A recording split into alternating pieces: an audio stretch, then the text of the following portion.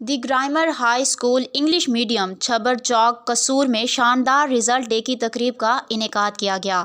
تقریب میں بچوں، والدین، اہلیان حلقہ کی سیاسی سماجی شخصیات سمیت لوگوں کی بڑی تعداد نے شرکت کی۔ اسی حوالے سے مزید دیکھتے ہیں یہ رپورٹ۔ The grammar high school English medium Chhabar Chowk Kasur میں سالانہ رزلٹ ڈے کی تقریب کا انعقاد کیا گیا۔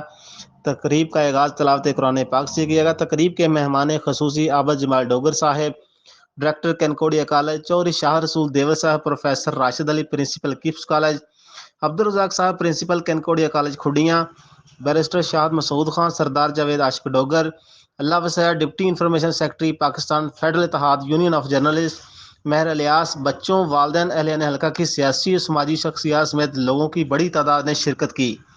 رزلٹ ڈے کے موقع پر بچوں نے مختلف ٹیبلو بھی پیش کیے۔ اسی دوران تقریری مقابلے بھی ہوئے جس میں سینئر کلاسز کی بچیوں نے بڑھ چڑھ کے حصہ لیا۔ کامیاب طلباء میں انعامات بھی تقسیم کیے گئے۔ بیرسٹر شاہد مسعود نے خطاب کرتے ہوئے کہا کہ میں سی او دی گرامر ہائی اسکول ابو بکر صاحب، پرنسپل محمد رفیق صائم اور اسکول کے اسٹاف کو مبارکباد پیش کرتا ہوں جنہوں نے بہت محنت کی اور علاقہ بھر میں واحد انگلش میڈیم اسکول قائم کر کے ڈسٹرکٹ قصور کا نام روشن کیا ہے۔ آج رزلٹ ڈے کے موقع پر بچے تعلیم کے میدان میں کامیاب ہوئے اور مختلف ٹیبلوں میں اچھی کارکردگی دکھائی۔ یہ اس علاقے کے لیے کسی نعمت سے کم نہیں ہے۔